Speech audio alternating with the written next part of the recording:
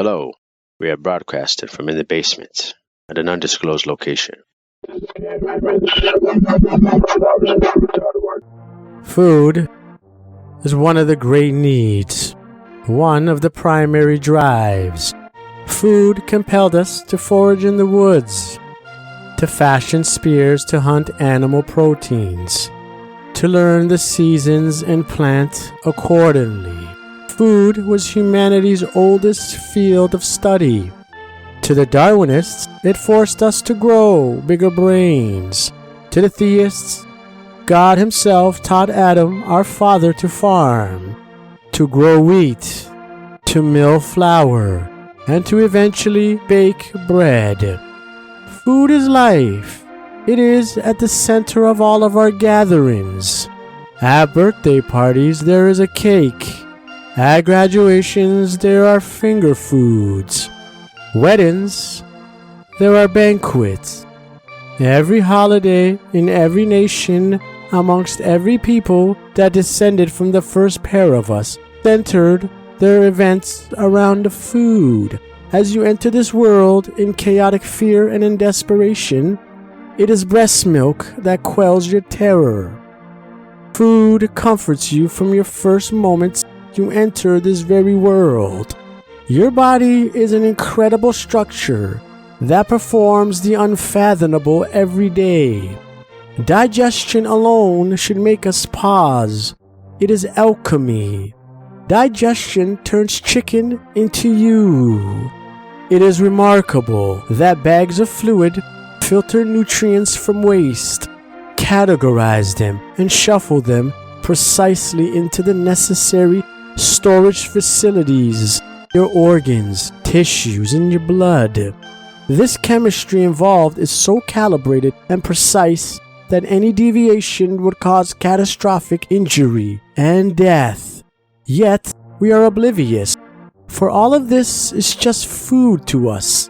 That sweet, that sour, that salty, that bitter, and eventually, that excrement. Food is what drives the birds from their nests, the ants from their colonies, the squirrels from their trees, the bees from their hives, the bears from their caves, turtles from their sand-encased birthplaces into perilous danger of the sea. All of these creatures and humanity will eventually give back these calories we borrowed from the living before us, and we ourselves will become food in a cycle that started beyond our knowledge from a history we can only look at with awe but no understanding. Food has given us life, and in turn, we engineered food, giving life to new breeds of food, hardy seeds that could withstand the weather in the harshest environments for our benefit. I can go on and on about how food has changed, how we altered food, and perhaps doomed ourselves with GMO seeds that know no boundaries and are vicious, invasive crops. But this is not to be a gloomy video. Rather, it is a celebration for this forgotten blessing that 9 million people perish without every year. Food. What does it mean to you? Think about your relations. Now think how food unites you to the closest people you know. The closest of them have eaten from the same pot as you, and any others who shared from that pot, they are now family. Just ask your parents. Just ask them about those people that used to eat food at your table when you were children. You know who they are. They are your family. Food unites us, and food is the greatest gift you can give anyone. Some people are obsessed with food.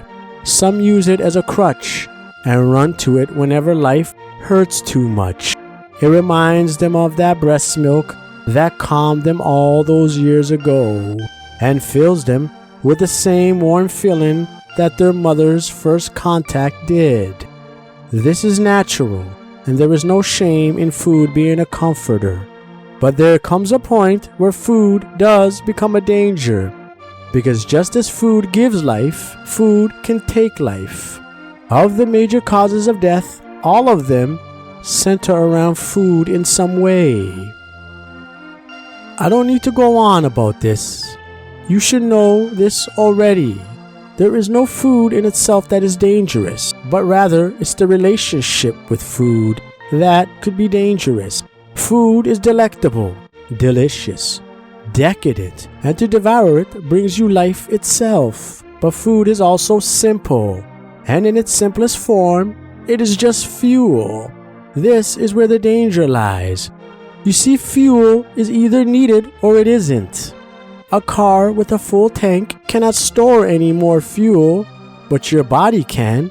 It will expand that tank, that cellular tank, in the form of fat, adipose tissue. As your body expands, it deteriorates. In a nutshell, it breaks down. It cannot handle too much expansion. Food is fuel. When you have too much fuel, there is damage. A simple understanding of fuel and fuel usage will balance you out. Whatever you choose and whatever shape you are is your choice. This is not to shame anyone. All I want is to convey that everyone should understand how food and energy balance work. From there, you decide with what you are comfortable with, and don't let anyone break you down. Now, in regards to the foods you eat, there is no such thing as bad food, only bodies that are not functioning optimally. For instance, if you have diabetes, sugar is dangerous to you. If you don't, then sugar is not dangerous to you. You see, sugar is not dangerous in of itself, and so don't make food an enemy. Eat according to what your body requires. Eat that greasy meal your Nana made. Eat it. And remember that your Nana loves you. She's not long for this world. Her greasy, delicious food is not evil. It is not your enemy. Just remember to reduce the portion a little if you feel that you are too heavy. Or eat a big portion and work off the calories. Some way, somehow. If you want to make the world sustainable, your choice of food can make a difference. If you want to reduce suffering, eat meat a little less. I don't need to tell you why. You know why.